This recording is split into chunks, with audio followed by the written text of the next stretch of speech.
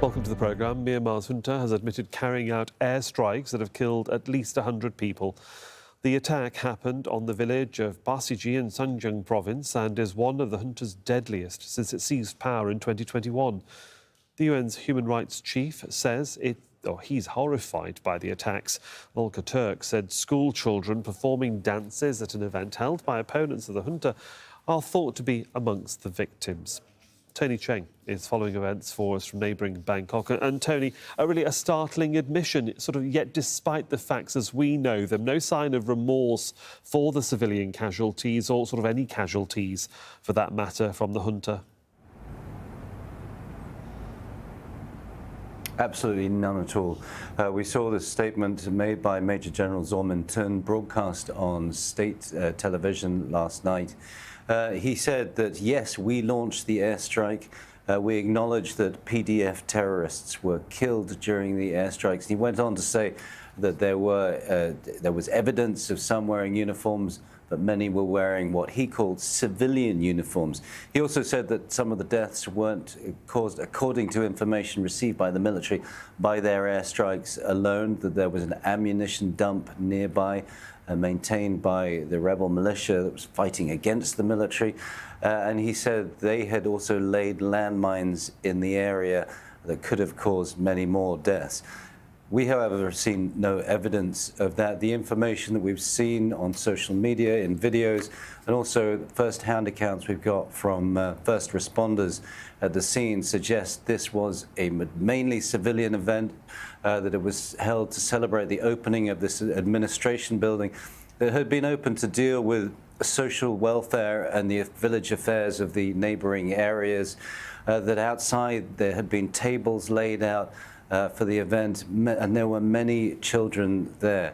And that is certainly the images that have been shown on social media, some of which are included in this report, but a warning that some viewers may find those images very disturbing. Smoke rises in the aftermath of an airstrike on Pazigyi village in northern Myanmar. More than 100 people had gathered for the opening of an administration building, including many women and children.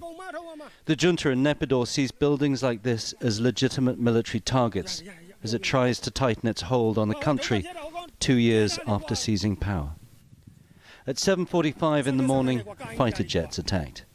They were followed by Mi-35 helicopter gunships.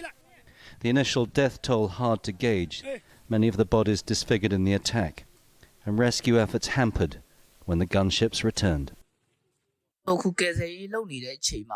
We had to stop rescuing people and retrieving bodies, as they came back with the helicopter at around 1 p.m. and attacked again. 3 rescue workers died in the attack. Now that the helicopter is gone, we are resuming retrieving the bodies. The attack seems to be one of the worst since the military coup of 2021, and an indication that Myanmar's military sees little difference between military and civilian targets. We strongly condemn this kind of atrocities by the military against the civilians. We call that this constitutes a war crime by the military because it's a violation of the Geneva Convention targeting the civilians, and it's a part of the military strategies to attack on the communities of the people. At the Armed Forces Day parade last month, the military highlighted its air power. Jets and helicopters have been used increasingly to attack militias resisting military rule around the country. But the generals who command them seem unconcerned by the civilians being caught in the crossfire. Tony Cheng, Al Jazeera, Bangkok.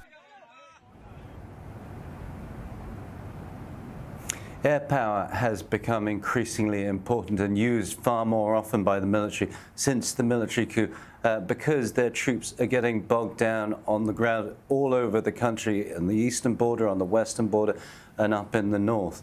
But targeted sanctions by the United States, by the United Kingdom and other nations, particularly trying to stop the type of fuel that these fighter jets are using, doesn't appear to be working.